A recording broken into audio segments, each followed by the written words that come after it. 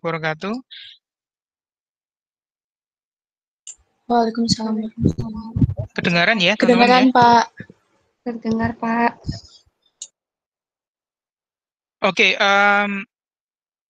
terima kasih. Jadi kita lanjutkan kuliah farmakokinetika dasar, dan pada pertemuan pada hari ini saya akan melanjutkan dengan review tentang peristiwa ADME, ya, absorpsi, distribusi, metabolisme, dan ekskresi. Jadi secara umum ini kenapa kemudian farmakokinetika penting? Kalau Anda ingat di kuliah sebelumnya, di pertemuan pertama itu kan mulai dari penemuan obat sampai kemudian terapi. Ya, di dalam konteks terapi, farmakokinetik ini penting untuk kemudian memastikan bahwa konsentrasi obat, kalau Anda lihat itu berada di dalam jendela terapi atau therapeutic window. Ya, apa yang disebut sebagai therapeutic window adalah konsentrasi obat di mana konsentrasi obat berada di atas konsentrasi efektif minimal, ya, di atas konsentrasi efektif minimal yang biru line ini, ya, garis biru, ya. Kemudian dia berada di bawah konsentrasi toksik minimal, ya. Jadi di antara itulah kemudian kita harus memastikan bahwa konsentrasi obat berada di daerah rentang tersebut. Sehingga untuk memastikan itu kita perlu tahu mulai dari konsep ATME, ya, karena dengan adanya peristiwa ATME itulah yang kemudian menentukan obat itu berada di mana, ya. Ya, kejadian absorpsi, distribusi, dan metabolisme dan ekskresi itulah yang kemudian menghasilkan, ya. Jadi gambar ini, ya, ini gambar sumbu X-nya adalah waktu. Ya, oke, saya naikkan sedikit. Oke, sumbu X-nya adalah waktu, sumbu Y-nya adalah konsentrasi. Ini ada gambar seperti ini. Gambar ini dihasilkan karena tubuh kita melakukan ATME, ya. Jadi karena adanya peristiwa ATME, maka konsentrasi obat menjadi seperti ini. Ketika terjadi perubahan ATME, maka gambaran ini namanya kurva, ya, konsentrasi obat dalam darah, hubungan antara waktu dan konsentrasi, ya. Maka gambarnya akan berbeda kalau misalnya ATME-nya berubah. Ya, jadi kenapa kemudian ATME ini sangat penting untuk kita pahami, karena ujung-ujungnya nanti kita akan memastikan bahwa konsentrasi obat dalam tubuh itu ada dalam jendela terapi. Oke, ini gambaran yang lain, ya. Jadi sama, ini waktu, tapi ini sumbernya adalah efek, ya. Maka kemudian Anda lihat di sini, ketika konsentrasi obat itu masuk ke dalam atau mencapai konsentrasi efektif minimal di sini, ya. Anda lihat mana kursor saya? Oke, ini kursornya di sini. Anda lihat di sini. Tentu saja tidak langsung, ya. Jadi obat tidak langsung kemudian memberikan efek, tapi dia memerlukan waktu tertentu, untuk menimbulkan efek. Waktu kemudian dia muncul efek disebut sebagai onset, ya, onset.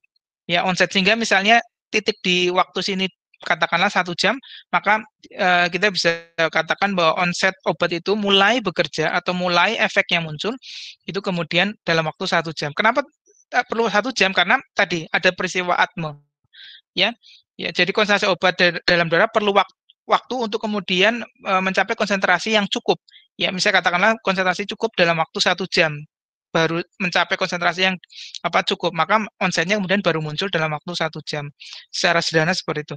Kemudian di dalam tubuh, tentu saya tadi kembali lagi terjadi proses ATME, ya. Kembali lagi terjadi proses ATME sampai kemudian satu titik konsentrasi obatnya kemudian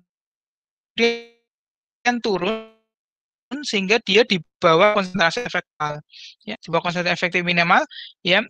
Di durasi itu dari konsentrasi efektif minimal di atasnya, kemudian nanti turun di bawah konsentrasi efektif minimal, ini disebut sebagai duration atau durasi, ya, durasi. Kemudian kita tadi sekali lagi harus pastikan bahwa konsentrasinya ada di therapeutic window, ya. Kalau misalnya kita tidak bisa mengatur dosis, atau misalnya kondisi pasien, kondisi tertentu sehingga ATME-nya berubah sehingga konsentrasinya itu melampaui konsentrasi toksik, maka muncul efek toksik, gitu, ya. Jadi ini gambaran yang lain. Kalau yang tadi itu sumbu X-nya waktu, tapi sumbunya konsentrasi. Kalau ini sumbu X-nya waktu, sumbunya adalah drug effect.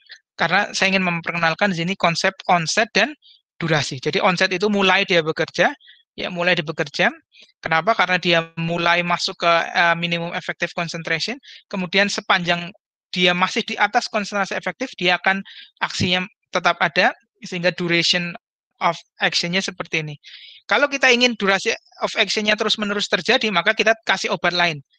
Kasih obat tambahan ya. Maksudnya dosis berikutnya. Dosis kedua, ketiga, dan empat, sehingga duration dia selalu di atas konsentrasi efektif minimal, sehingga duration of action-nya semakin panjang. Ya, kalau ini misalnya kita gambarannya adalah cuma 1 kali dosis. Ya, tapi kalau dalam keadaan real, maka dosisnya itu kan berulang.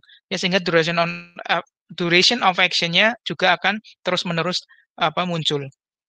Oke. Kemudian ini sekali lagi ATME, kalau Anda ingat di kuliah sebelumnya, adalah nasib obat di dalam nasib obat di dalam tubuh ya. Nasibnya apa?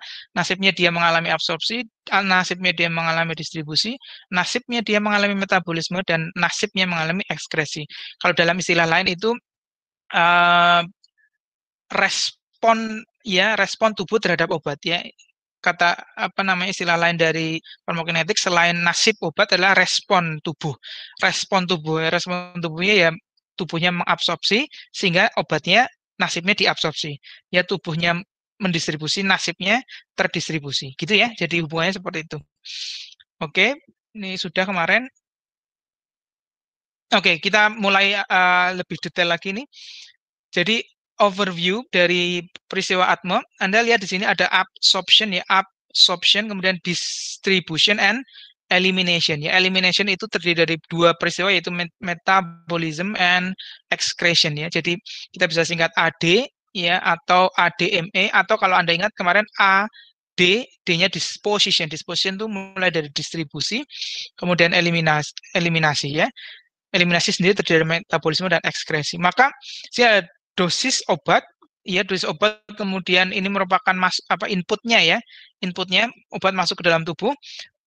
Yang disebut tubuh di sini, sekali lagi saya ingin sampaikan, absorpsi adalah di dalam darah, masuk ke badan darah, kemudian oleh darah dia didistribusikan ya ke banyak tempat, di banyak tempat ya, ke tergantung sekali lagi Anda ingat di kuliah sebelumnya saya mengatakan bahwa distribusi itu gampangnya adalah jalan-jalannya obat ya, jalan-jalan obat ya, tergantung sifat fisika kimia obat, jalan-jalannya kemana.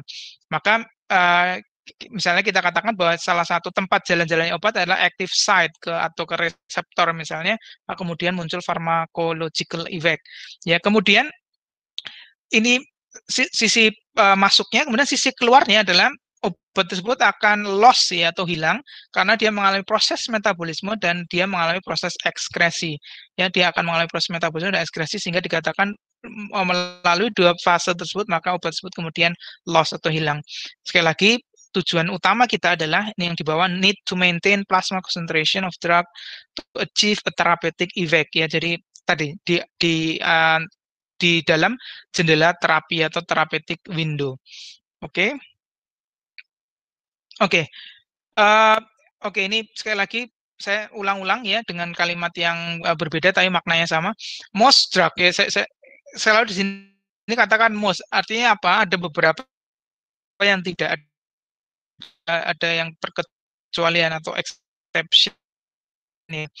Tapi sebagai jalur bisa oral ya, mouth atau injection itu bisa tergantung, dia bisa subkutan ya, bisa intramuskular atau intravena.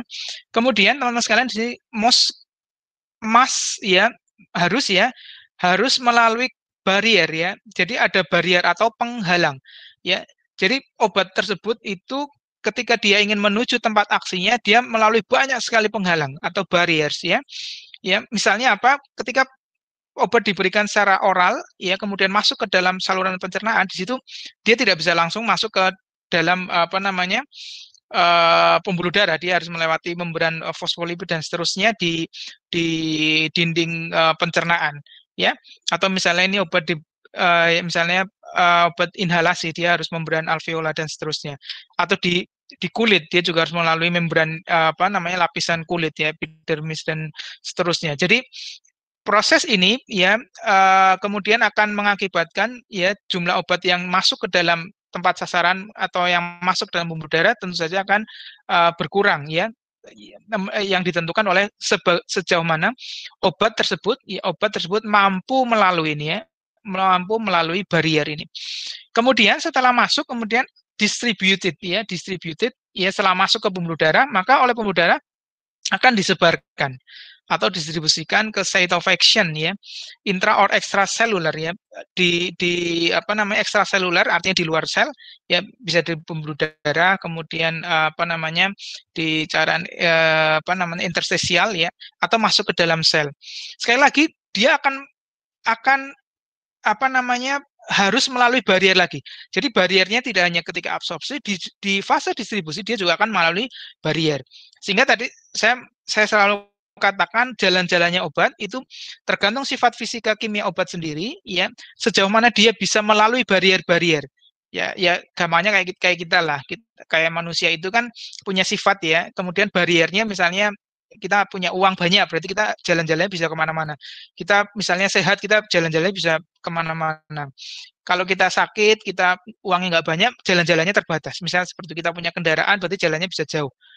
Kita punya kendaraan, tapi kita kaya, tapi kita nggak punya waktu, jalan-jalannya juga nggak bisa jauh. Ya ini sama ya. Obat juga seperti itu. Dia harus melalui barrier, dia punya sifat fisika kimia, kemudian tubuh kita kemudian punya sistem penghalang ya, bisa fisik maupun ya secara fisik ya. Nanti kita akan bahas di slide-slide berikutnya, sehingga misalnya blood brain barrier ya, B3 itu blood brain barrier. Bagaimana kemudian senyawa, kalau kita bilang obat, senyawa obat itu dihalangi ya, ada barrier supaya dia tidak masuk ke otak misalnya. Ya itu ada barrier ya, sehingga tapi ada obat-obat tertentu yang bisa melalui barrier itu, ada obat-obat tertentu yang tidak ya, tergantung sifat fisika kimia obat ya, misalnya capillary, cell wall dan seterusnya. Distribution akan mempengaruhi concentration at site of action and site of excretion and biotransformation. Itu saja sejauh mana dia akan terdistribusi, maka dia akan mempengaruhi konsentrasi obat itu atau senyawa itu di tempat di mana dia akan terdistribusi ya. Semakin banyak di situ ya dia akan semakin bisa dia mengcross melalui barrier, dia semakin banyak konsentrasinya di tempat tersebut. Oke. Kemudian setelah distribusi, ini absorpsi yang di atas, kemudian distribusi. Kemudian berikutnya biotransform ya, atau metabolisme ya. Jadi kata lain dari metabolisme adalah biotransformasi. To several different compounds by enzyme evolve to cope with natural materials ya. Dia akan dirubah oleh enzim yang ada dalam tubuh kita ya, berubah menjadi senyawa-senyawa yang lain ya. Yang mana senyawa yang hasil metabolismenya atau kita sebut sebagai metabolit ya. Jadi peristiwa metabolisme hasilnya disebut sebagai metabolit, itu bisa increase, decrease, or change drug action ya. Sebagian besar obat itu di metabolisme untuk menjadi senyawa yang lebih inaktif ya. Tapi ada beberapa obat yang kemudian di fase metabolisme justru dia akan menjadi semakin aktif. Oke, ini absorpsi, distribusi, metabolisme, dan terakhir ada diekskresikan. Ya, by kidney, yang organ paling besar adalah kidney, tapi juga bisa melalui organ yang lain, misalnya apa namanya di kulit ya, melalui keringat misalnya. Tapi yang paling besar adalah dari kidney dalam bentuk urin, which remove them and or their metabolites from the body. Jadi ekskresi ini meremove atau menghilangkan obat, misalnya kita bilang obat dari dalam tubuh kita, bisa obatnya itu oke. Di fase ini ada beberapa obat, teman-teman sekalian, ada obat-obat yang tidak melalui ini, ya, tidak melalui biotransformasi, langsung ekskresi. Artinya apa?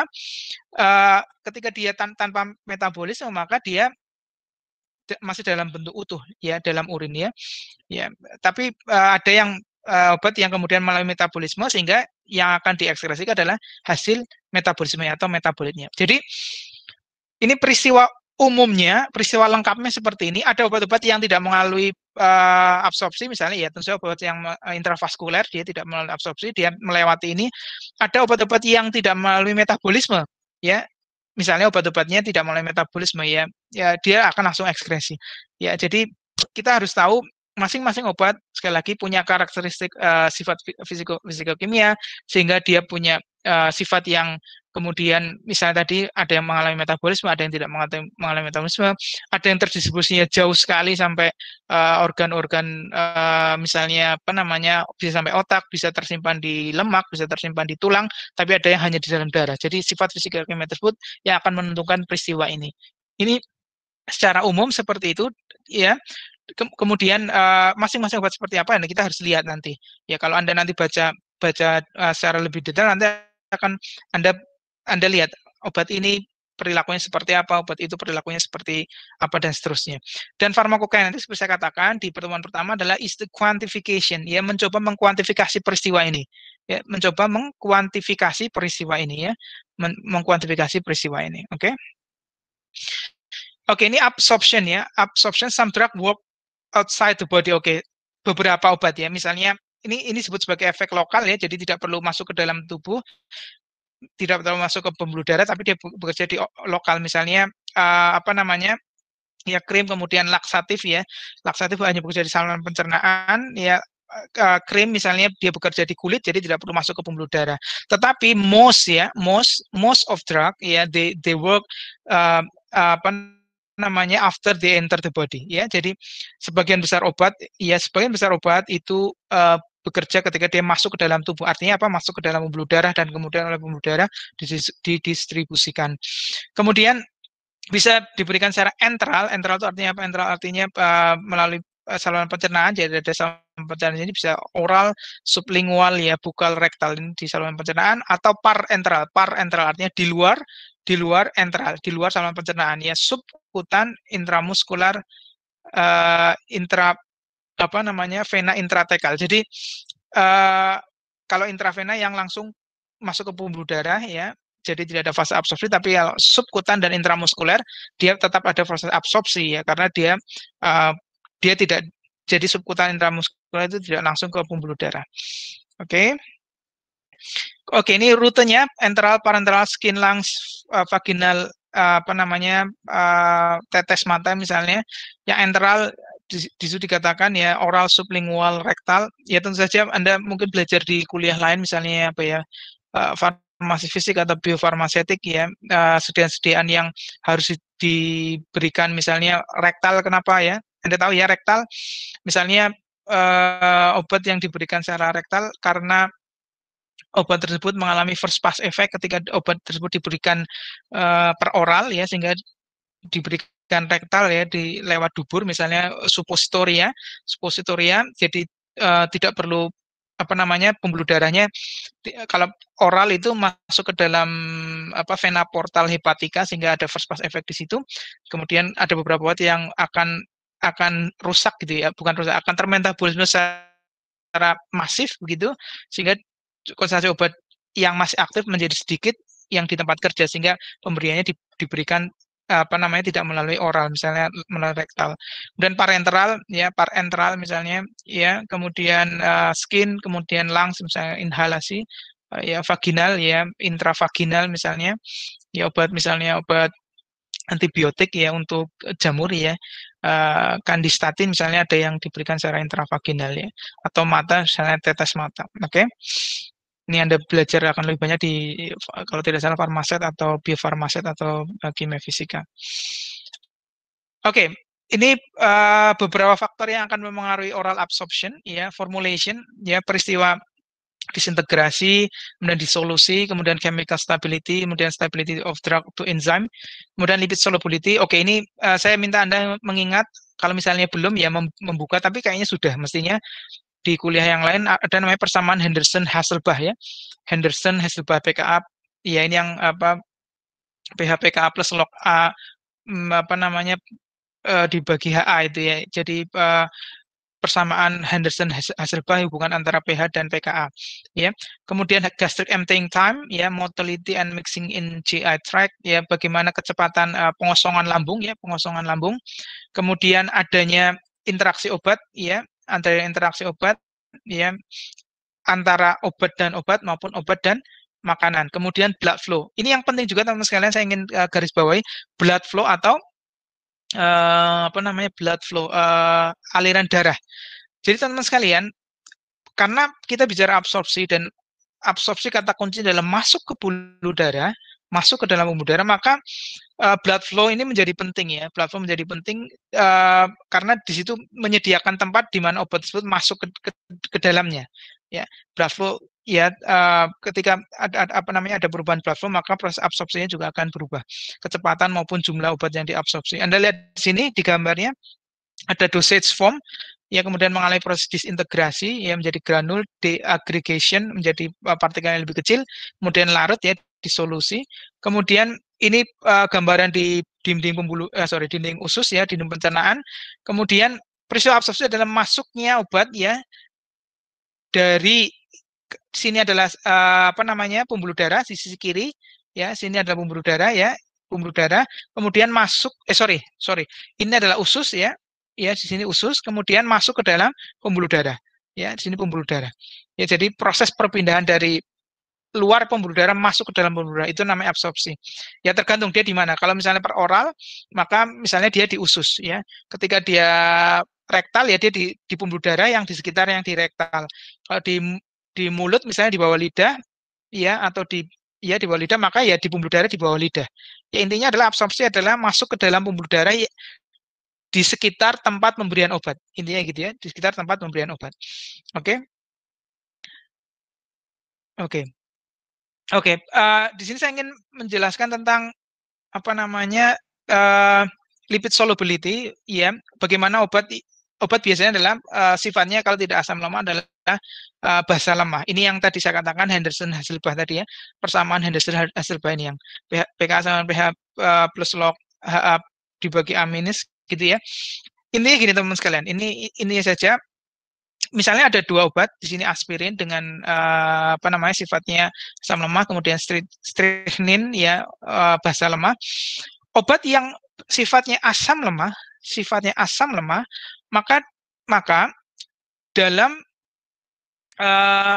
dalam kondisi yang asam ya, asam lemah dalam kondisi asam, di mana kondisi asam misalnya di lambung ya. Jadi oke, sekali lagi mungkin Anda bisa lihat nanti di internet, di googling saja atau di kuliah sebelumnya anatomi fisiologi, kan ada itu bagaimana derajat keasaman yang di saluran pencernaan kita ya. Dari kalau misalnya di lambung pH-nya 2, kalau di usus berapa dan seterusnya ya. Terus saja yang di lambung yang paling tinggi ya. Ya karena situ ada asam lambung situ, maka pH-nya pH-nya rendah sekali atau keasamannya tinggi sekali. Maka di sini Anda lihat di sini ketika kondisinya asam dan obatnya asam lemah, maka yang terjadi adalah sebagian besar obat ini Anda lihat ini proporsi obatnya 99,9% bagian, kalau ini 0,1 bagiannya. Jadi 1% ini 99,9 bagian ya, atau 99,9%-nya itu dalam kondisi UI. UI itu apa? Unionized ya, unionized atau dalam bentuk ini.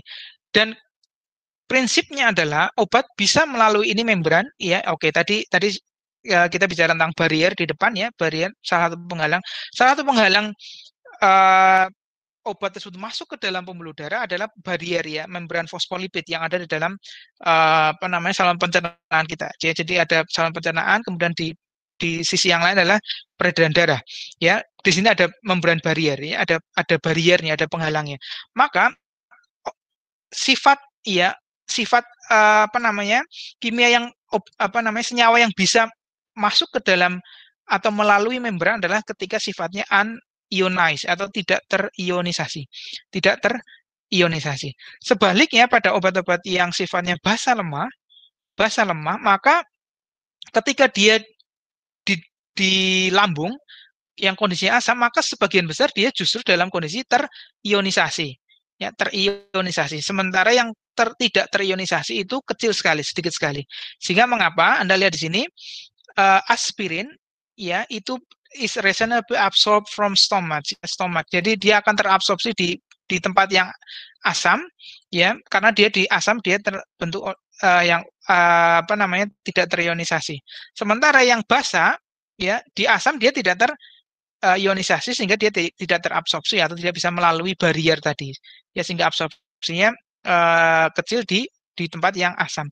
Sehingga dengan kata lain gini, bahasa mudahnya, obat-obat yang sifatnya asam lemah ya dia akan mudah terabsorpsi atau apa namanya dalam bentuk unionized ketika dia dalam kondisi asam.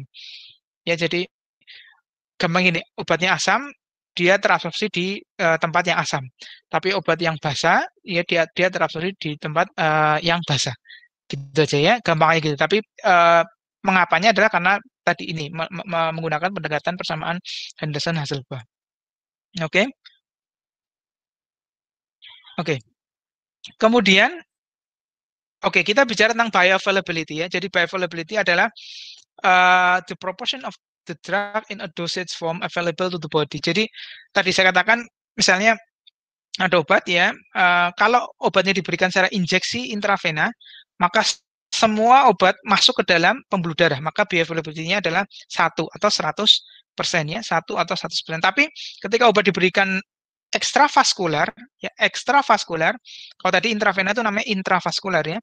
Kalau sebaliknya obat diberikan secara ekstravaskular atau di luar pembuluh darah, ya ketika obat diberikan di luar pembuluh darah, maka obat tadi harus melalui barier, ingat ya, obat itu melalui barier. Ada yang sifat fisika kimianya sesuai, maka dia bisa excellent ya, bioavailability-nya bagus. Artinya apa?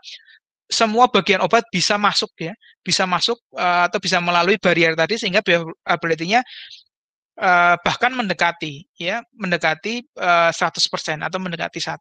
Tapi ada obat-obat yang karena sifat fisika kimianya dia tidak bisa melalui apa namanya barier tadi, atau ada kondisi-kondisi tertentu, misalnya ada tadi yang tadi di atas ya, interaksi obat, kemudian interaksi obat dengan makanan, ya, kemudian adanya enzim tertentu yang mempengaruhi proses absorpsi dan seterusnya, maka bioavailability-nya menjadi berkurang ya, atau tidak 100% atau tidak 1.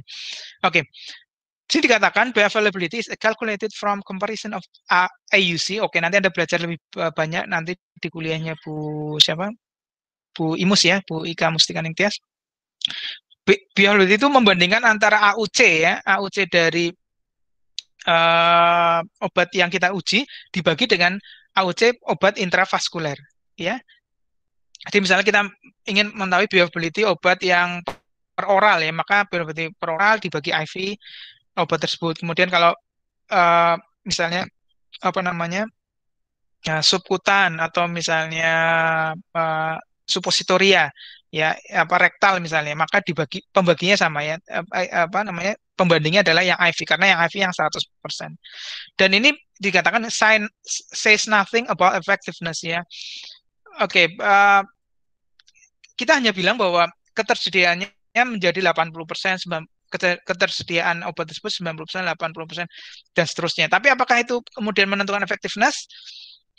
Tidak secara langsung ya, tidak secara langsung ya. Di sini dikatakan says nothing, tapi saya ingin mengatakan supaya Anda nggak bingung juga, ya dia bisa mengaruhi efektivitas ketika misalnya bioavailability-nya kemudian berkurang karena kondisi tertentu. Tapi maksudnya adalah ada gimana ya cara menjelaskannya? Bioavailability ini hanya kemudian digunakan ya, misalnya gini, kalau kita diketahui misalnya, oh bioavailability-nya 80% misalnya, ya intravenanya 100%. Oke, intravena jelas 100% ya. Maka ketika bioavailability-nya katakanlah 80%, ya, maka dosisnya harus disesuaikan untuk mendapatkan efektivitas yang sama. Ya, misalnya gini, kalau kita intravena itu untuk mendapatkan efektivitas itu diperlukan dosis 500 mg. Oke, 500 mg. Kemudian diketahui bioavailabilitasnya 80%.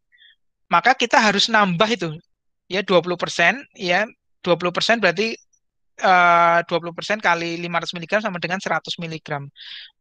Maka untuk mendapatkan efektivitas sama ketika bioavailabilitasnya menjadi 80% karena misalnya sediaannya diberikan oral, maka dosisnya yang tadinya 500 mg IV menjadi 600 mg oral gitu ya. Jadi seperti itu hubungannya. Oke, kita lanjutkan. Oke, ini misalnya tadi saya katakan kalau ini yang IV, ini yang oral. Kalau seperti ini AUC-nya bisa kecil sekali 50%. Tapi kalau misalnya tadi saya katakan bioavailabilitasnya excellent misalnya, ya dia mendekati yang kurva yang atas nih, kurva yang hijau. Tapi yang kalau ini bioavailabilitasnya berarti misalnya AUC itu kan ini ya, area under curve. Oh, nanti Anda belajar ya di area under curve itu luas area ini. Misalnya IV ya, luas area di bawah kurva hijau. Itu AUC-nya. Kemudian yang AUC oral ya yang putih nih, di bawah putih. Maka viability adalah perbandingan antara luas ini dibandingkan luas hijau semua. Ya, ketika ininya misalnya ini kalau lihat gambar ini mungkin ya sekitar 50% ya AUC-nya. Tapi kalau misalnya AUC-nya bisa sorry, bioavailability-nya atau apa nilai F-nya ya. Kita sering singkat dengan nilai F gitu ya, bioavailability bisa dalam persentase atau bisa dalam desimal misalnya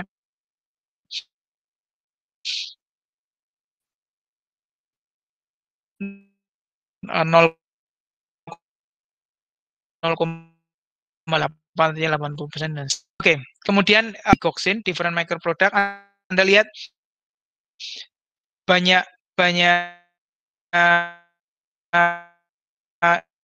ini merek ini digoxinnya berbeda-beda.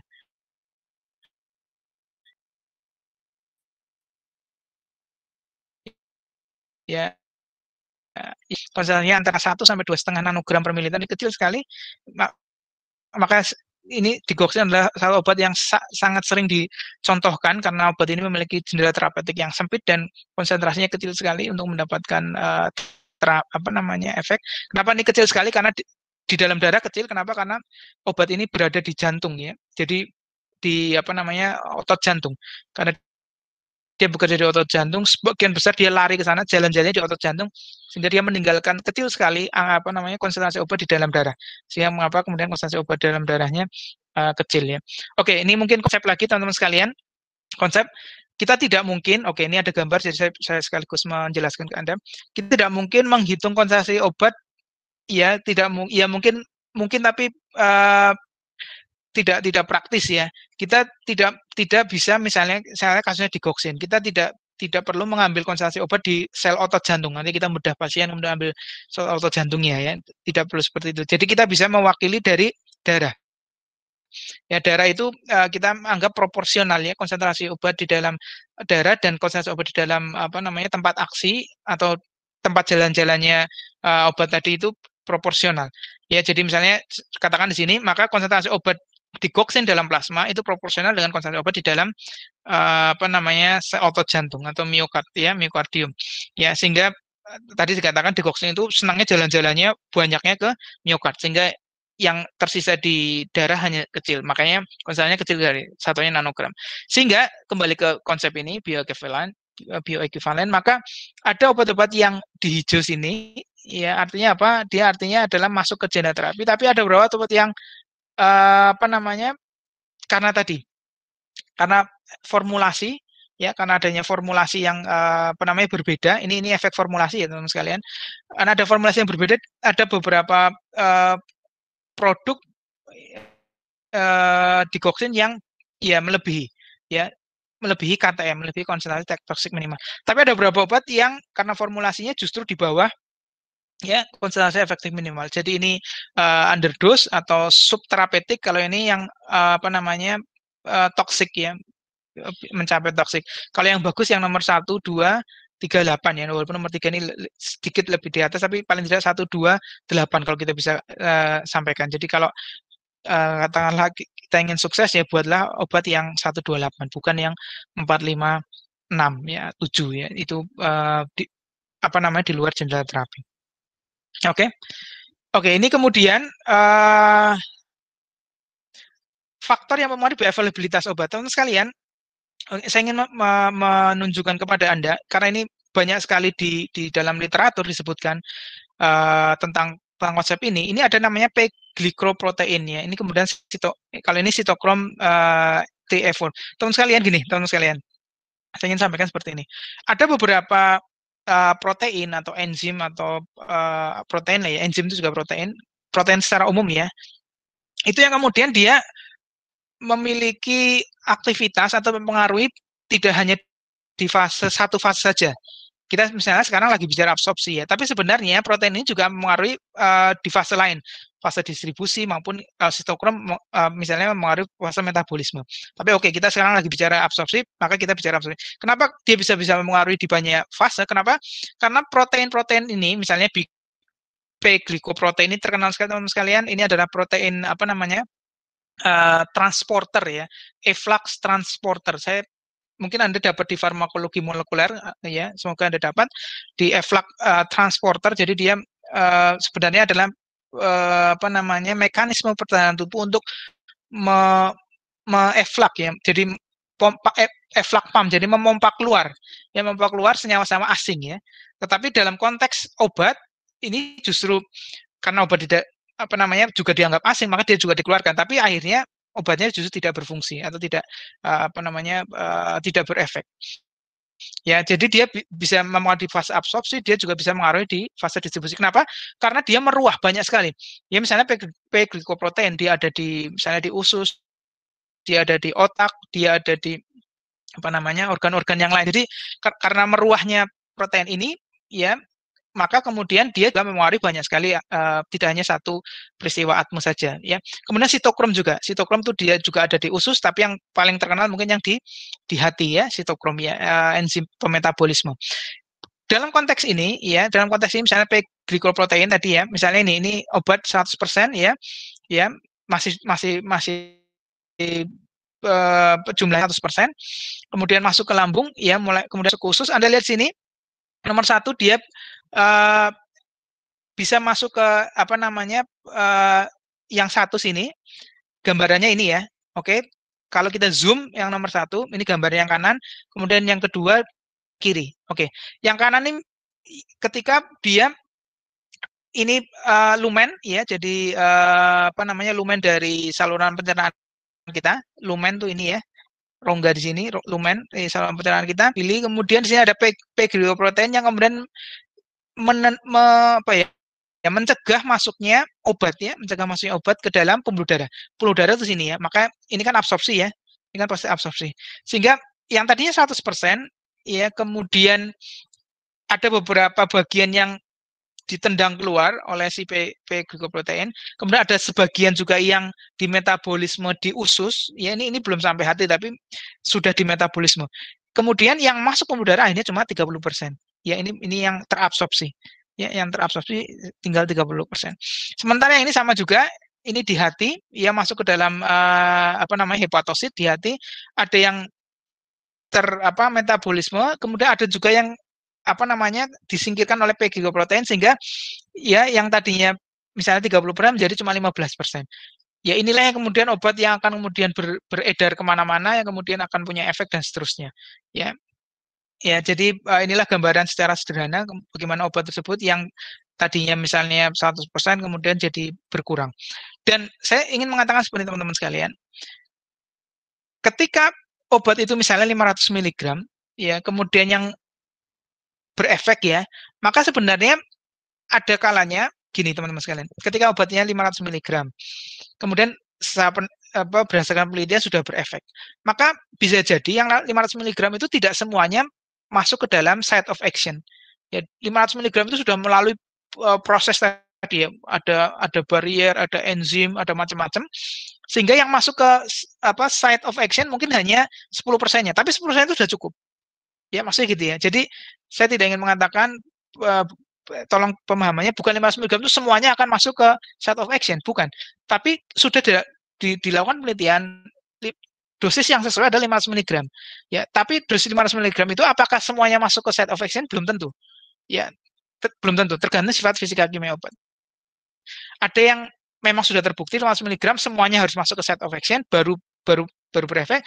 Ada obat-obat tertentu yang hanya 10% dari 500 mg yang site of action itu sudah berefek.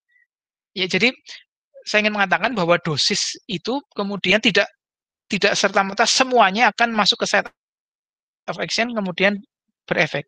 Ya, jadi apa namanya tergantung sifat fisika kimia obat, kemudian tergantung tadi ya apakah obat tersebut bisa melalui barrier dan seterusnya.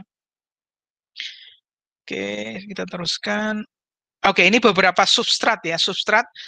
Oke, saya ingin sampaikan juga teman-teman sekalian, substrat ini penting pemahamannya. substrat itu artinya yang dia bisa berikatan. Jadi tidak semua ya.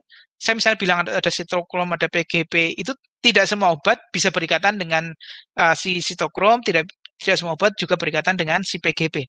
Ya, itu sama seperti ikatan dengan reseptor ya. Jadi ikatannya sama, jadi ada kunci dan apa namanya? Kunci dan lubang kuncinya ya. Jadi ini juga substrat PGP itu juga punya apa namanya, ada tempat ikatannya dan dia spesifik juga, tidak semua apa namanya senyawa bisa berikatan di situ, sehingga kalau tidak semua senyawa bisa berikatan di situ juga berarti ada obat-obat yang tidak dipengaruhi ya. Jadi ada obat-obat yang dipengaruhi, tapi juga ada obat-obat yang tidak dipengaruhi. Dan ini konsep yang Anda harus pahami ya. Jadi ketika kita bilang sitokrom, PGP banyak sekali, nanti Anda harus hati-hati. Apakah semua dipengaruhi? Tidak. Ya ada obat-obat yang dipengaruhi, tapi ada obat-obat yang tidak dipengaruhi. Oke, yang dipengaruhi ini yang substratnya, ya, yang bisa berikatan dengan PGP. Ini contohnya obat-obat ini di paper ini saya ambil dari paper ini, memang dia lagi bicara tentang kemoterapi, sehingga contohnya adalah obat-obat kemoterapi ya, vincristin, vinblastine, doxorubicin dan seterusnya. Dan modulator artinya apa? Modulator adalah obat yang bisa memodulasi atau mempengaruhi PGP. Ya, bisa menginhibisi supaya PGP-nya tidak terekspresi. Sekali lagi, PGP adalah protein ya. Protein, kalau Anda ingat pelajaran apa misalnya biologi molekuler, dijelaskan ada ekspresi protein ya, ekspresi protein. Lah, ekspresi protein itu dipengaruhi oleh obat-obat ini, modulator, sehingga ada di beberapa obat ya, misalnya obat-obat kemoterapi, dia ditambah dengan obat-obat yang bisa menginhibisi PGP. Ya, supaya apa? Supaya obat tersebut kalau tidak ada inhibitor PGP, dia akan ditendang oleh PGP. Ya, maka pencegahannya adalah kita hambat dulu PGP-nya supaya tidak terekspresi, sehingga tidak ada yang menendang obat tadi, sehingga obat tadi bisa masuk ke dalam sistem apa namanya tubuh kita dan bisa terdistribusikan dan bisa apa namanya menimbulkan efek. Gitu ya, apa namanya logikanya. Oke, ini sambil nonton video, saya sudah siapkan videonya di YouTube. Masih bisa ngikutin teman-teman ya? Halo? Masih, Pak. Bisa, Pak. Bisa, Pak. Halo? Iya, Pak. Oke. Iya, Pak. Oke. Ini videonya ya. Anda suaranya bisa kedengar nggak videonya ini? Videonya ada suara. Suaranya dengar nggak? Suara videonya? Tidak ada, Pak. Nggak kedengeran suaranya. Oke, karena ya memang nggak bisa dengar suara. Oke, saya yang jelaskan ya. Berarti ini video ya tentang absorption ya. Saya sampaikan tadi kalau pemberian obat itu sangat penting ya. Bisa intravena 100% masuk ya. Kalau injeksi intravena ya. Ya, injeksi intravena 100% ke pembuluh darah, bioavailability-nya 100% ya. Bioavailability-nya 100% atau 1. Kalau obat diberikan secara oral ya, secara oral, maka dia harus terabsorpsi ya di pembuluh darah, apa namanya, di pencernaan. Ya. Kalau ini misalnya katakanlah 50% ya into systemic circulation, maka hanya 50% atau separuh yang kemudian masuk ke dalam pembuluh darah. Availability-nya 50% atau setengah ya. Contohnya misalnya furosemide ya, ini obat diuretik misalnya. Oke, ini kita lihat bagaimana obat kemudian travel ya. Ini obat diberikan secara oral, kemudian ya encounter itu artinya tadi tergantung sifat fisika kimia obat ya di lambung ya, kemudian dia bisa ke usus, kemudian bisa ke vena portal hepatica di liver ya, kemudian masuk ke sistematik apa namanya circulation. Oke. Compliance ini penting sekali, atau kepatuhan ya, kalau tidak patuh ya obat tidak diminum, tidak masuk. Oke. SMAC itu tergantung tadi hasil bahan, Anda ingat lagi ya. Nah, tadi pH ya. Jadi pH lambung, kemudian sama sifat pKa-nya obat ya. Oke. Oke, kalau ini dia bicara lain tentang kestabilan ya. Kalau pH-nya, ada obat-obat yang tidak stabil di apa namanya, di dalam apa kondisi asam.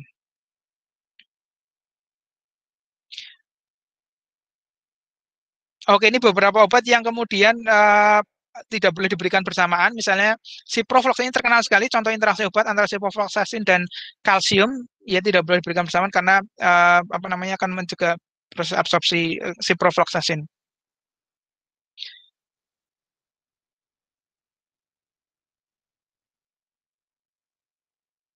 Oke, ini terkait tentang bagaimana obat yang kemudian eh, ini kan tadi ya, jadi di sistem pencernaan kita itu ada fili-fili ya, tempat kemudian obat tersebut mengalami apa namanya absorpsi, ya. Maka kemudian ada kondisi tertentu yang absorpsinya tidak baik, misalnya karena luas permukaan absorpsinya kemudian berkurang. Misalnya contohnya pasien yang mengalami bariatric surgery, ya. Karena karena karena bagian intestinnya dihilangkan. Jadi absorpsinya juga akan berkurang, apa namanya luas permukaan absorpsi.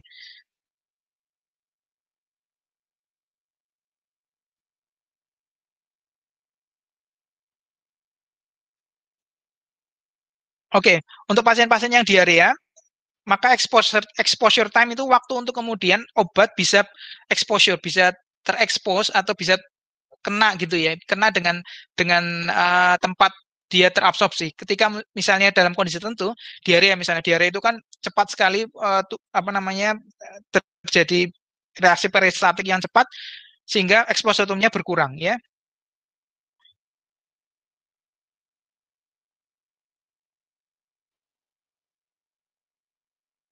Nah, ini beberapa obat yang bisa meningkatkan juga ya misalnya metoclopramid, ya, bisa metoclopramid yaitu bisa menyebabkan apa namanya peristatik obat semakin cepat, ya, usus, ya, kemudian opioid yang sebaliknya, ya.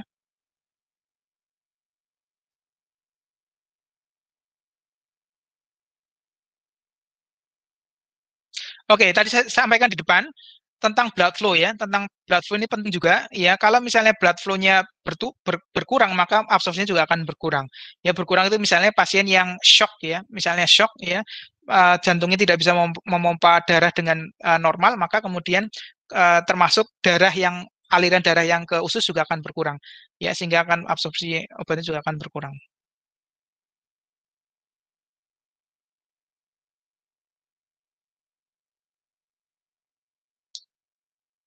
Ya, ini lipid solubility, ya.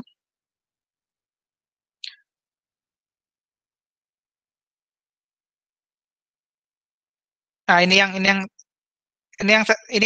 kalau yang di depan sebelumnya itu PH menjelaskan tentang ada beberapa obat yang tidak stabil di kondisi asam, misalnya tadi, ya, di penisilin tadi misalnya, sehingga dia tidak diberikan secara oral. Tapi yang tentang Henderson Hasselbalch yang lagi dia akan bilang ini sekarang, ya, tadi yang non ionis apa namanya obat-obat yang asam itu dia akan terabsorpsi di tempat yang asam,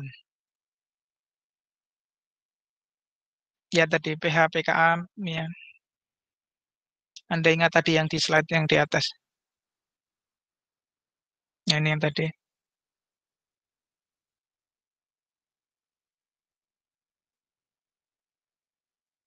ya.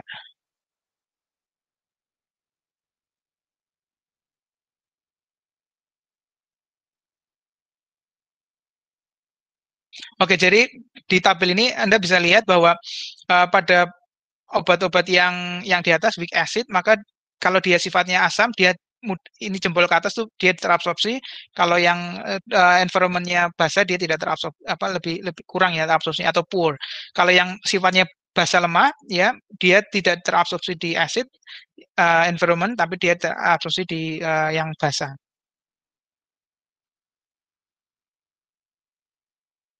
Oke, proton pump inhibitor itu akan menyebabkan, oke, ini apa namanya? Oke, Anda kalau ingat di farmakologi itu ada namanya obat proton pump inhibitor, yaitu akan meningkatkan pH, ya, akan meningkatkan pH, ya, sehingga, ya, absorpsi obat juga akan berubah, ya.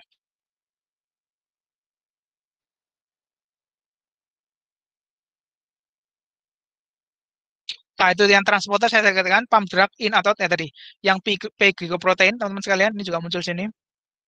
untuk mengeluarkan ya. Jadi ya decreasing absorption ya.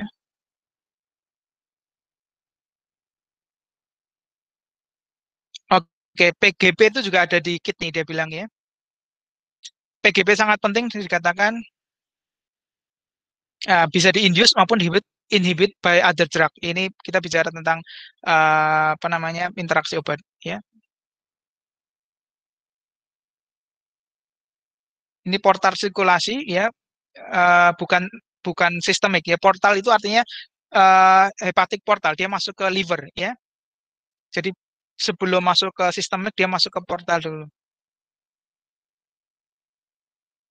Dia bisa memetabolisme beberapa radang sehingga disebut sebagai first pass effect ya, first pass effect metabolism.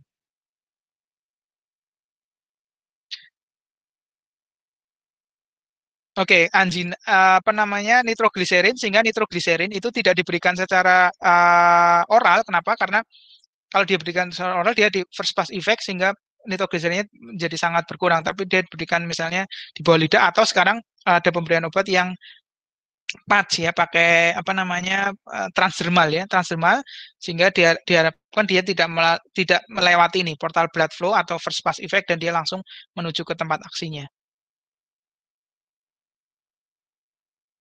Ya, dia langsung apa bypass.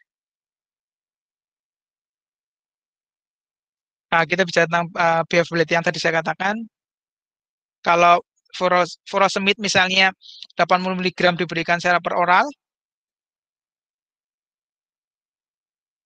maka ketika obat tersebut diberikan secara intravena, maka berapa?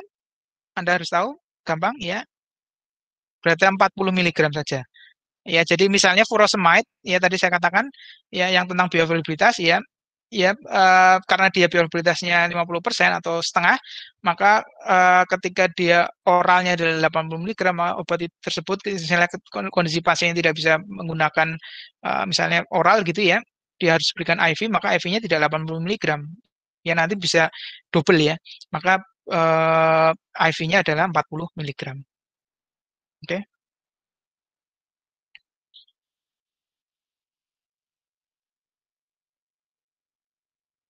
Ya, kalau tidak di-adjust maka bisa double. Ya, viability itu important converting oral and IV. Baik, itu videonya. Nanti Anda bisa juga nonton ini namanya kritik, nanti linknya bisa saya masukkan juga. Oke, kemudian yang berikutnya tentang distribusi ya, kita udah bicara absorpsi.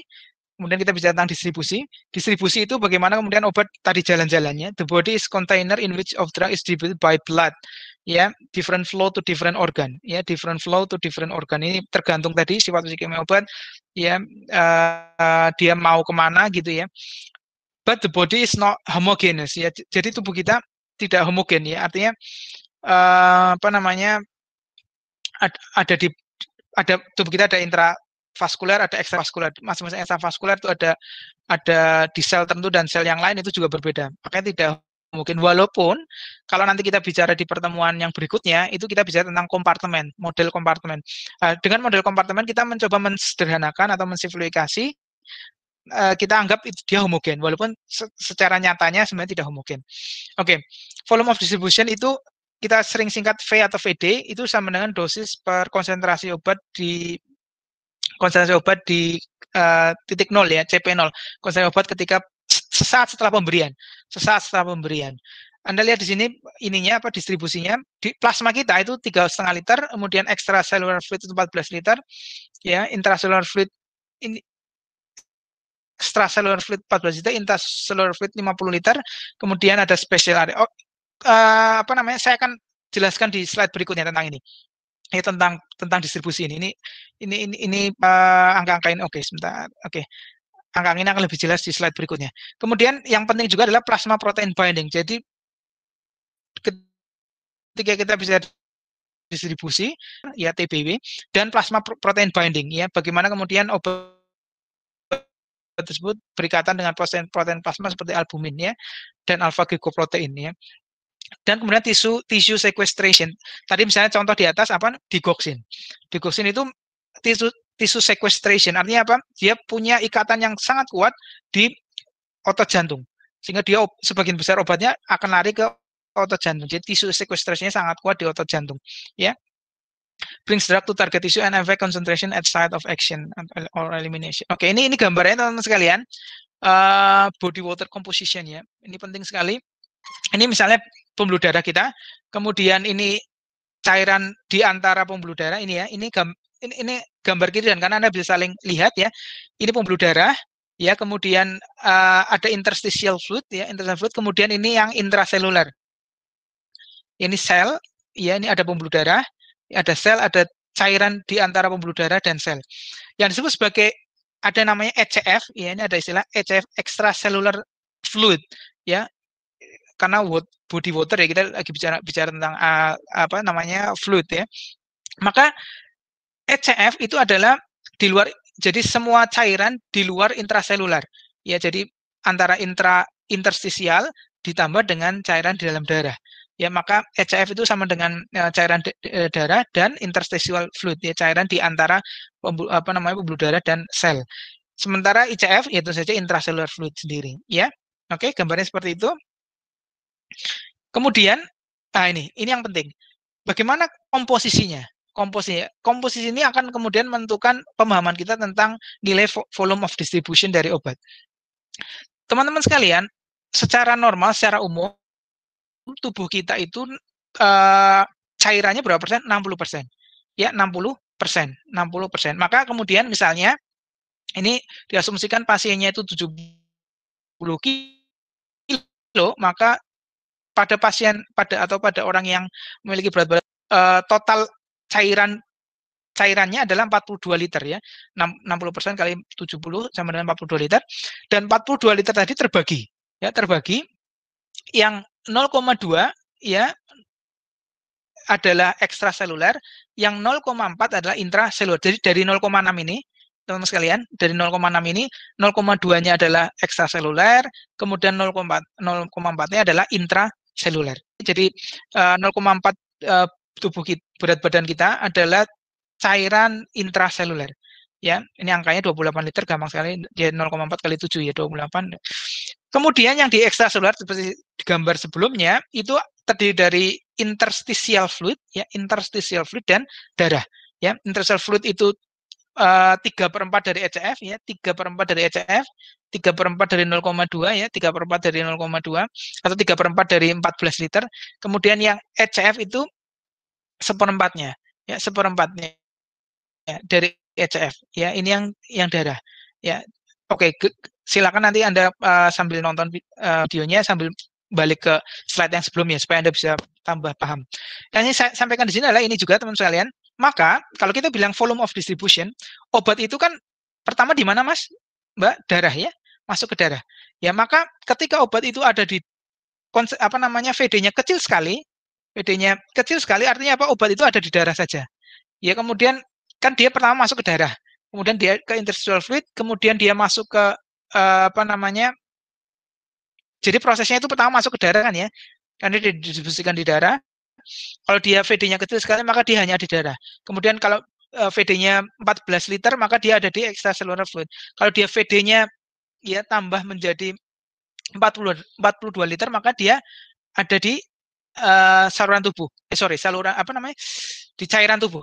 Tapi kalau dia sudah lebih dari 42 liter, maka dia sebenarnya obat tersebut jalan-jalannya jauh sekali, tidak hanya di cairan tubuh, tapi dia masuk ke lemak, masuk ke tulang, masuk ke otak, ya, masuk ke otot jantung dan seterusnya. Sehingga VD-nya obat itu besar sekali. Ya karena sebenarnya kalau kecil itu kan dia masuk ke pembuluh darah saja, masuk ke ekstraseluler, kemudian dia misalnya nambah besar lagi masuk ke sini, kemudian kalau lebih besar daripada sini maka dia lebih besar dari 42 liter ya, atau lebih besar daripada 0,6 ya, lebih besar dari 0,6 body weight, maka dia sebenarnya ada di tempat lain ya. Sehingga Anda lihat di sini VD of 20% ya, 20%, maka dia sebenarnya masuk di ECF saja ya. Drug is distributed only in extracellular fluid.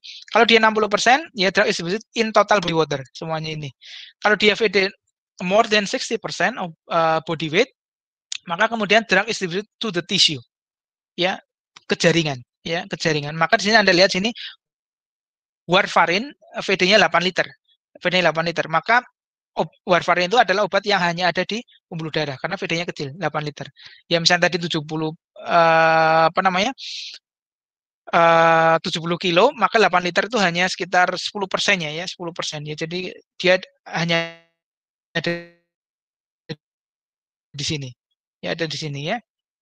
Ya. 30 liter berarti 30 liter kan berarti angkanya 14 ya di sini ya. Kalau dia 42 liter itu kan masih di total body water ya. Kalau 30 liter berarti masih di dalamnya. Ya, jadi dia represent in total body water ya. Tetapi Anda lihat di sini VD-nya itu ada namanya obat klorokin. Ini Anda tentu tahu ya klorokin ya, obat malaria yang sekarang banyak apa namanya kontroversi untuk penggunaan COVID ya. Itu VD-nya besar sekali teman-teman. Berapa? Ini berapa? 15.000 liter. 15.000 liter. Anda bayangkan tubuh kita, berat badan kita hanya 70 kilo, cairan tubuh kita hanya 42 liter. Tetapi kok VD-nya bisa 15.000 liter. Ya, bukan berarti bahwa oke, berarti obat ini tumpah-tumpah. Bukan, obat ini bukan tumpah, tapi obat itu lari kemana? Ke apa namanya? Keluar dari total body water, keluar dari cairan tubuh, ya. Bisa dikatakan obat ini shows highly lipophilic molecules which sequester into total body fat. Jadi dia berikatannya di lemak, ya. Dia berikatan di lemak. Dia berikatan di lemak, ya, sehingga dia tidak di total body water, sehingga VD-nya besar sekali. Sehingga saya bisa sampaikan di sini bahwa nanti mungkin di pertemuan berikutnya akan dijelaskan juga bahwa VD itu bukan menggambarkan kondisi fisiologis sebenarnya. Ya, VD itu hanya menggambarkan dia sejauh mana dia terdistribusi, tapi tidak menggambarkan apa ya istilahnya kondisi fisiologi. Kalau 15.000 liter berarti tubuh kita 15.000 liter bukan. Ya, karena tubuh kita ya maksimal tadi 60% dari total body weight kita ya.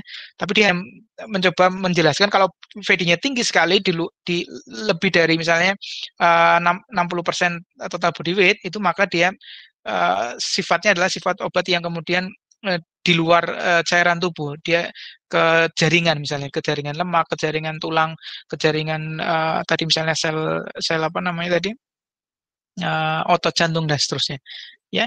Jadi gitu penjelasannya tentang VD, ya, penjelasan tentang VD. Ini gambar ini penting sekali teman-teman sekalian, tolong diingat-ingat ya, tolong diingat-ingat persentasenya. Jadi 60% itu yang soal cairan tubuh, kemudian dari 60% itu sebagian ada di, jadi ini bisa dikatakan sepertiganya di sini, 2/3-nya di sini ya kan, 0,2 dibagi 0,6 kan sepertiga, ini 2/3. Kemudian dari yang ekstraseluler itu terdiri dari plasma dan interstisial. Dan obat itu kan pertama masuk ke plasma, kemudian setelah itu dia terdistribusi ke total ECF, kemudian kalau gitu dia total body water, kalau lebih besar lagi maka dia apa namanya terdistribusi ke jaringan. Oke. Oke, kemudian bagaimana obat tersebut melalui lipid membran, ya, bisa difus. Ya, oke, ini barier-barier teman-teman sekalian ya, barier-barier yang kemudian ada, kemudian bagaimana senyawa obat kemudian melalui barier tadi, bisa melalui diffusion atau difusi. GAPS ini normal saja melalui ada GAPS ya, GAPS itu apa namanya? GAPS itu celah ya, glomerulus misalnya capillary brain capillary tight junction ya. Ya, ini tergantung sifat fisika kimia obat. Kalau apa namanya ukuran partikelnya kecil ya dia bisa melalui GAPS. Kalau ukuran partikelnya besar tentu saja tidak bisa melalui celah tersebut, tergantung celahnya. Kemudian ini through the cell membrane, tadi yang diffuse through apa namanya pori-pori, kemudian bisa yang dibawa, yang transport, ada transportnya, carrier mediated transport. Kemudian pinositosis ya, kemudian diffusion through bisa diffusion juga. Jadi ini beberapa mekanisme aksi tubuh terdistribusi dari satu tempat ke tempat lain ya. Oke, ini tadi juga. Oke, ini yang tadi ya, ini sama ya, plasma 3,5 liter ketika tadi ya, plasma itu yang tadi, yang apa ECF, yang plasma itu ya, maka ada obat-obat yang VD-nya 3,5 liter ya, heparin misalnya, maka dia hanya ada di pembuluh darah ya plasma. Kemudian extracellular fluid yang total antara plasma dan interstitial fluid itu sama extracellular fluid itu obatnya tubokurarin. Kemudian total body water etanol ini yang transcellular small ya, transcellular yang masuk ke sel-sel ya. Oke. Tadi sudah distribusi total body water. Hal yang tadi saya katakan ada beberapa hal yang penting di distribusi adalah yang pertama yang tadi yang terkait dengan distribusi. Yang kedua adalah yang terkait dengan protein. Ya, kenapa? Karena obat itu bisa berefek atau memiliki efek adalah ketika dalam kondisi bebas atau free, ya free atau unbound, ya free atau unbound. Maka kenapa ini penting kita bicarakan karena ini misalnya ketika terjadi perubahan protein plasma, jadi obat itu berikatan dengan protein plasma, ya protein plasma itu seperti albumin ya, atau alpha glucoprotein. Maka Anda lihat di sini, ini penting sekali. Misalnya obat ya, ini ikatan proteinnya ya, ini ada dua obat misalnya teman-teman sekalian. Obat yang kiri ini ikatan proteinnya 99,9%, obat yang kanan ikatan proteinnya adalah 90% ya. Maka teman-teman sekalian, Anda lihat di sini. Oke, ini maaf, ini katakanlah satu obat dulu. Ini katakanlah satu obat. Satu obat, normalnya obat tersebut ikatan protein adalah 99,9%. Ini obat ya. Satu obatnya, ini obat yang sama. Maaf tadi ya. Ini ada obat yang sama, ikatan proteinnya 99,9%. Sehingga yang aktif itu apa istilahnya? Yang free kan 1%, dan yang free ini yang kemudian bisa berefek. Maka ketika terjadi interaksi obat misalnya ada obat lain yang berikatan dengan protein plasma yang sama, maka kemudian yang tadinya ikatan proteinnya 99,9% turun menjadi 90%. Jadi ada 9,9% yang kemudian menjadi bebas. Maka Anda lihat di sini molekul free-nya tadinya 1, dan molekul free-nya ini sudah berefek ya, satu ini sudah berefek, tapi kemudian karena ada ikatan protein ya menjadi 100 ya, menjadi 100 kali lipatnya ya, 100 kali lipat increase in free pharmacologically active concentration at site of action, sehingga tadinya efektif menjadi toksik. Sehingga mengapa teman-teman sekalian, dalam konteks interaksi obat ya, interaksi obat yang dikatakan berbahaya atau signifikan secara klinik adalah interaksi obat yang melibatkan obat-obat dengan ikatan protein yang tinggi. Ya, obat-obat yang melibatkan dengan ikatan protein tinggi. Artinya apa? Obat yang dengan ikatan protein yang tinggi itu artinya adalah dia dalam bentuk jumlah obat yang dalam bentuk bebas sedikit ya sudah berefek. Kemudian terjadi interaksi, kemudian ikatan proteinnya turun, kemudian yang bebas Anda lihat 100 kali lipat. Maka ya efek farmakologinya bisa 100 kali lipat. Dibandingkan dengan obat yang ikatan proteinnya awalnya rendah, misalnya 50%. Maka misalnya dari 50%, maka yang bebas juga 50% ya. Untuk berefek dia butuh 50%. Kemudian ada interaksi obat yang dari 50% menjadi 40% misalnya ya. 40%. Maka hanya ada tambahan sedikit. Maka kenaikannya tidak sampai 100 kali lipat, paling hanya 1,5 kali lipat. Ya. Sehingga efeknya tidak terlalu bahaya ketimbang yang obat yang memiliki ikatan protein yang awalnya tinggi sekali. Ya, sehingga ketika ada terjadi interaksi obat, maka kalau tidak interaksi obat misalnya kejadian misalnya ketika protein yang tempat untuk berikatannya menurun, misalnya pada pasien hipoalbuminia ya, pada pasien yang kondisi albuminnya rendah, misalnya malnutrisi atau kondisi patologis tertentu yang pasien menghasilkan albumin yang sangat rendah, maka ikatan tempat berikatannya menjadi sedikit ya, sehingga yang bebas menjadi banyak. Itu berbahaya sekali. Ya, ini tolong dipahami ya, bagaimana kemudian ini proses distribusi hubungan dengan protein binding. Oke. Ini ada videonya juga. Oke.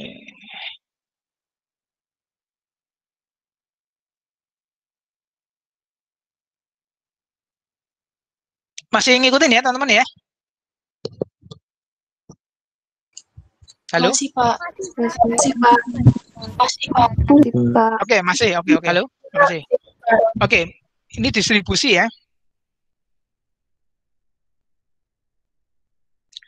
Ini obat yang diberikan dalam tubuh, ya, proses distribusinya.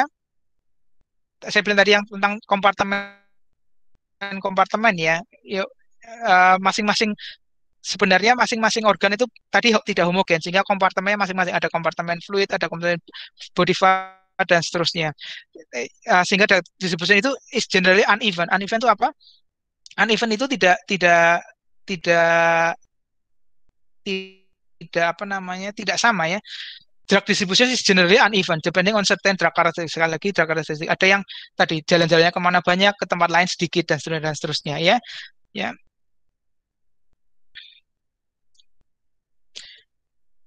Tapi untuk oke, ini untuk menyederhanakan ya, kita bagi menjadi water compartment dan food compartment ya. Kalau hidrofilik obat-obat yang hidrofilik, maka yang masuk ke water compartment ya. Yang tadi obat-obat yang hanya ada di plasma protein tadi, berarti yang VD-nya kecil sekali ya. Itu obat-obat yang hanya ada di plasma protein. Kalau obat-obat yang sebaliknya, yang lipofilik, dia bisa lari-lari kemana-mana. Tadi distribusinya kemana-mana ya. Karena dia bisa cross cell membrane, sehingga dia bisa lari kemana. Anda lihat gambar di sini ya, nih. Anda lihat gambar sini. Tadi tentang obat yang sifatnya unbound yang kemudian bisa berefek ya. Oke, ini volume distribusi.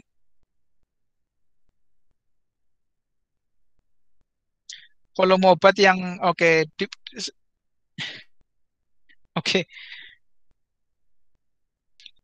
oke, sebenarnya volume distribusi adalah sejauh mana obat tersebut terdistribusi. Mudahnya seperti itu ya.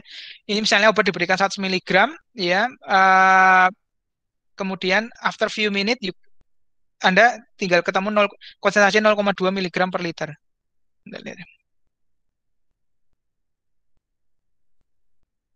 Itu konsentrasinya ada dalam darah ya.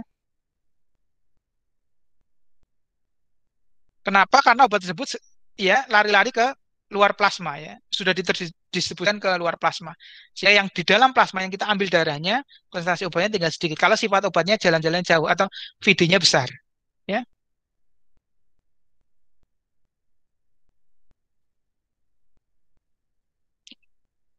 Nah, nih obat ini punya volume besi yang besar.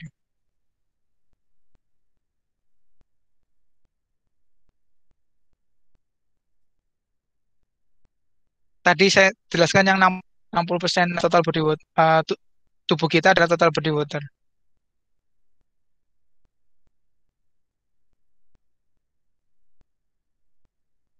Iya, kalau VD lebih dari 0,6 liter per kilogram berat badan, maka accumulated in fat, ya, atau high high volume distribution. Sebaliknya kalau yang low VD itu yang obat yang ada di pembuluh darah.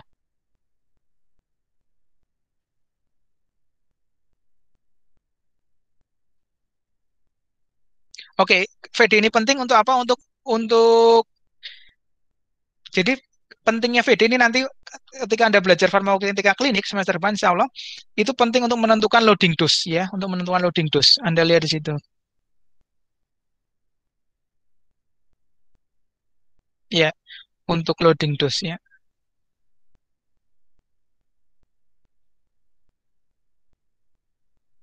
Nah, ini rumus yang Anda akan dapatkan besok di farmakokinetika klinik. Oke, baik. Saya lanjutkan.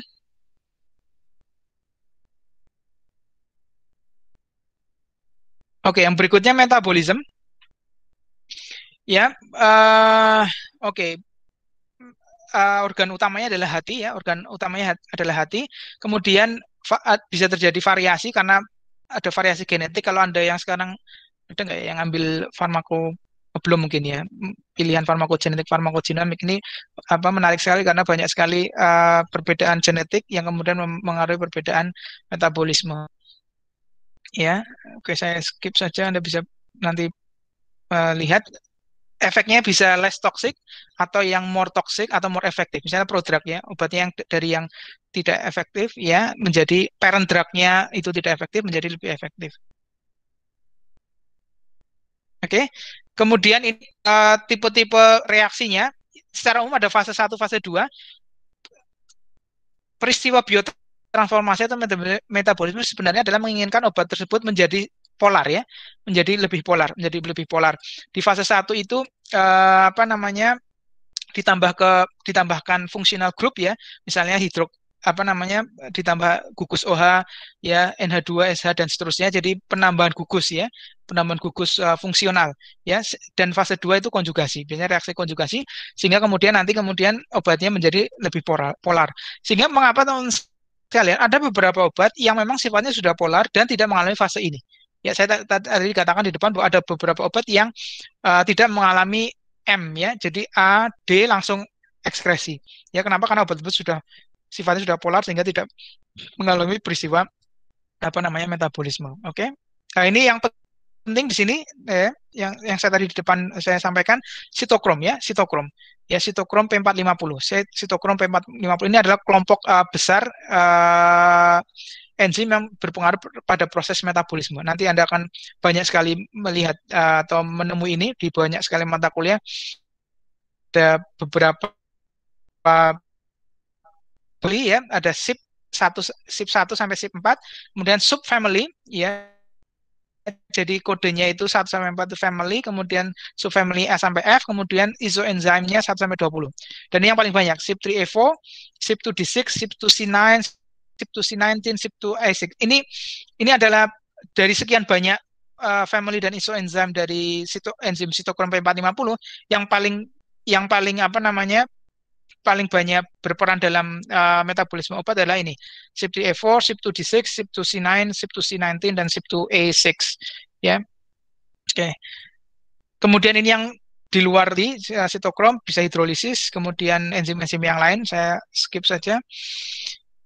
Kemudian faktor yang mempengaruhi inflamasi RAS ya, tadi saya katakan karena adanya enzim ya, reaksi enzimatis, kemudian ada beberapa ras atau etnis yang kemudian dia mengekspresikan enzim berbeda dengan ras yang lain. Ada yang mengekspresinya berlebih, ada yang mengekspresikan berkurang. Ya, ada yang mengekspresikannya kemudian menjadi ini apa namanya ada yang menjadi slow acetilator atau fast acetilator ya.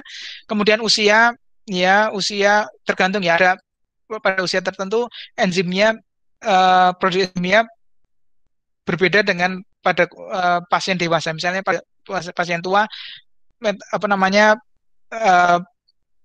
prosesnya sudah tidak optimal sehingga enzimnya berkurang, atau yang pada anak-anak proses enzimatiknya belum muncul secara optimal sehingga tidak sebanyak ketika pasien dewasa. Ya, oke, Anda bisa lihat di apa namanya faktor-faktor yang lain.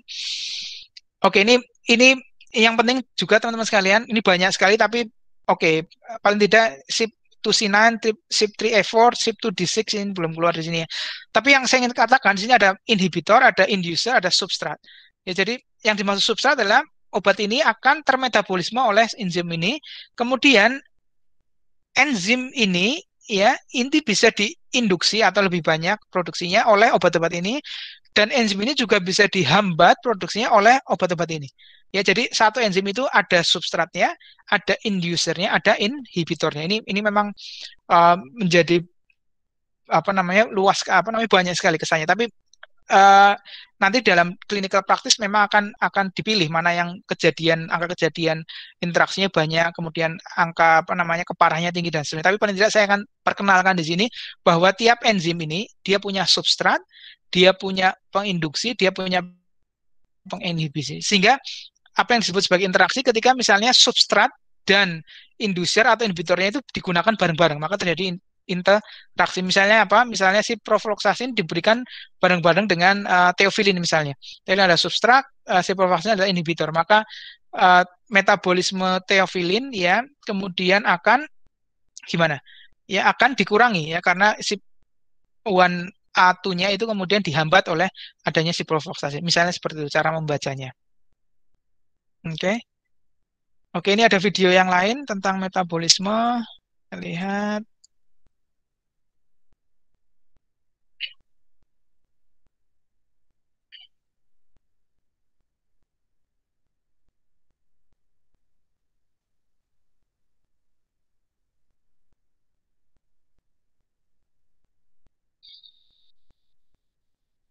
Iya, metabolisme adalah yang paling banyak adalah di hati ya.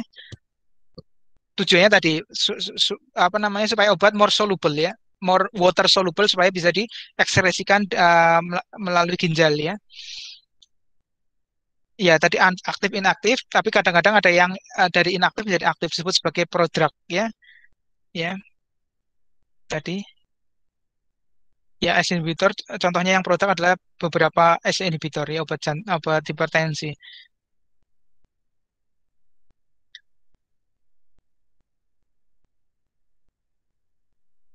Ada obat-obat yang toxic metabolite ya, dia tidak aktif tapi justru akan toxic ya. Ada dua fase ya tadi fase satu, ada fase satu, fase dua. Fase satu yang modification yang pemberian gugus fungsi tertentu ya.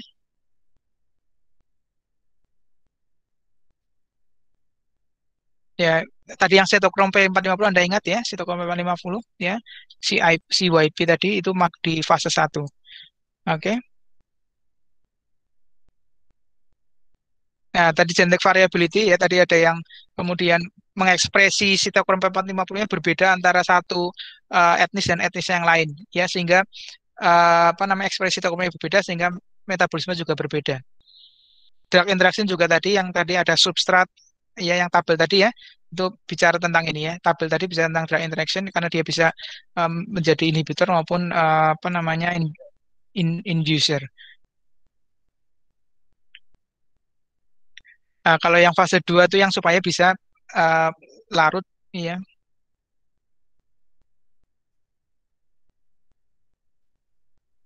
Jadi sitokrom 450 banyak sekali tadi isoenzimnya ya, ada family subfamily. Yang paling banyak ini teman-teman sekalian.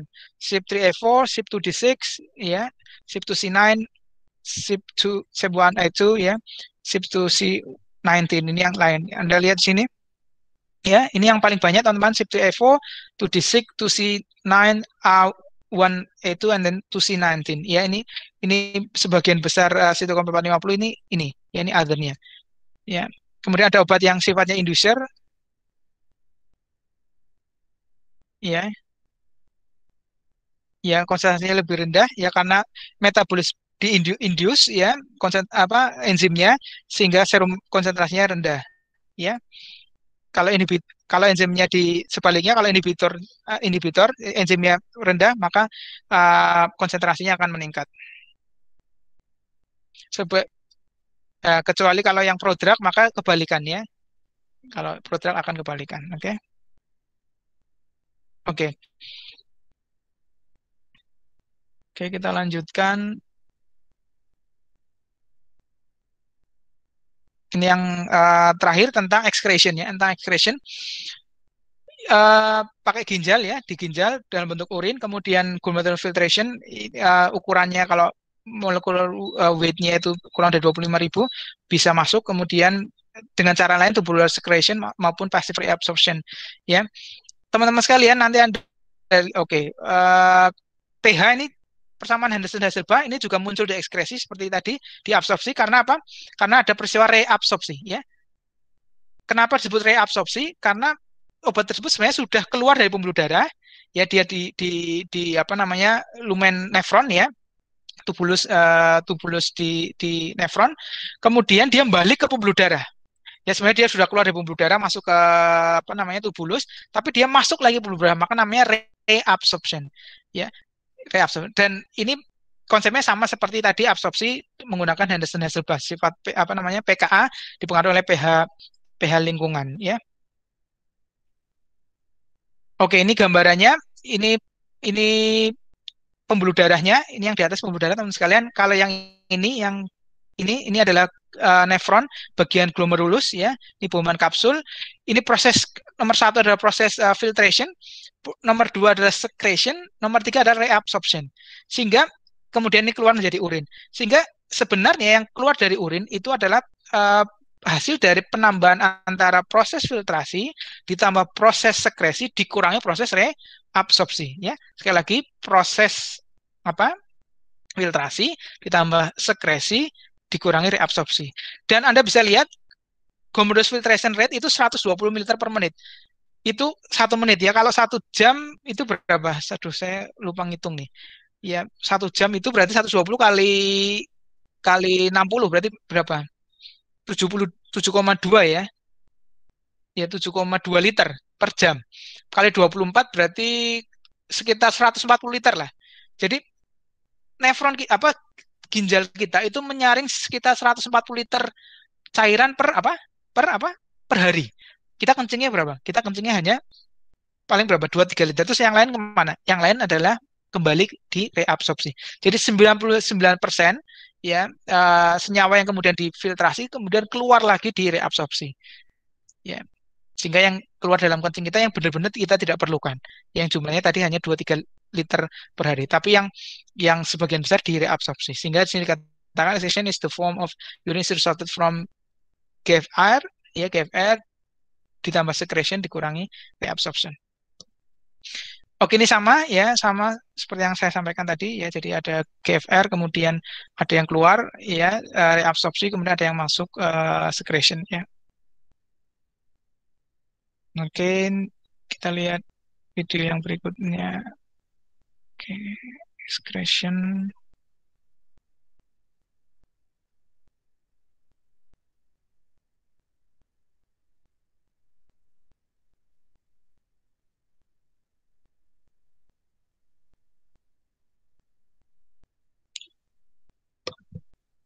Ya, ini tentang ekskresi teman sekalian.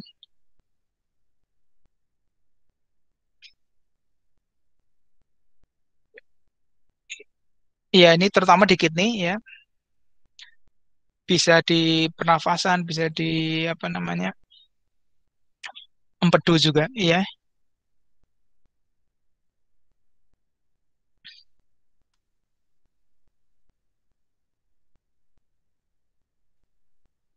Ya, jadi kombinasi ya apa namanya antara metabolisme dan ekskresi. Tadi yang saya gambar tadi nefron ya, ini glomerulus proximal tubule terdiri dari glomerulus proximal tubule dan loop of Henle. Ya, obat masuk sini teman-teman sekalian. Ya, sini ini pembuluh darah ya, ada pembuluh darah. Jadi di atas di sekitar glomerulus ada pembuluh darah ya, namanya aferen ya.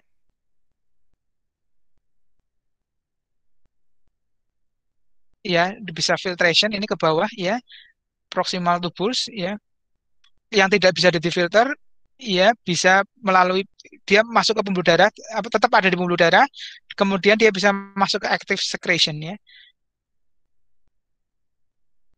Ya, ini banyak nih obat-obat yang secretion ya.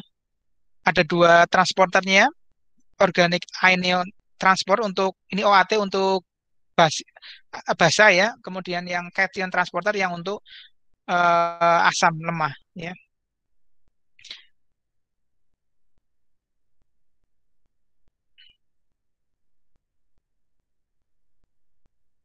Ya, ini reabsorpsi ya. Kenapa ini penting proses-proses ini? Oke, ini tentang renal function dan seterusnya. Oke, saya skip di sini karena Anda mungkin akan mendapatkan di kuliah-kuliah berikutnya ya. Jadi bagaimana kemudian kita bisa menghitung fungsi ginjal kita dengan glomerular filtration rate ya. Oke, nah ini saya skip ya karena ini akan lebih apa namanya relevan untuk kuliah-kuliah yang lebih advance ya di farmakoterapi maupun kuliah-kuliah yang lain. Jadi eh, fungsi ginjal adalah satu fungsi yang apa namanya bisa dikuantifikasi ya. Tidak seperti hati. Fungsi hati itu sulit mengkuantifikasi fungsi hati. Kalau ginjal kita bisa kuantifikasi misalnya dengan glomerular filtration rate. Oke, kita bicara mungkin di kuliah atau pertemuan-pertemuan yang lain. Oke. Oke, baik. Ini slide yang terakhir tadi ya. Jadi sudah semuanya. Jadi mulai dari proses ATME ya, kita sudah bahas mulai dari absorpsi, distribusi, metabolisme, dan ekskresi. Mohon teman-teman sekalian bisa merefer beberapa yang misalnya video tadi dan beberapa video di YouTube tuh ada video-video related yang juga menarik. Oke, teman-teman sekalian, itu yang bisa saya sampaikan. Iya, saya akan apa mana ininya? Stop sharing, stop recording ya.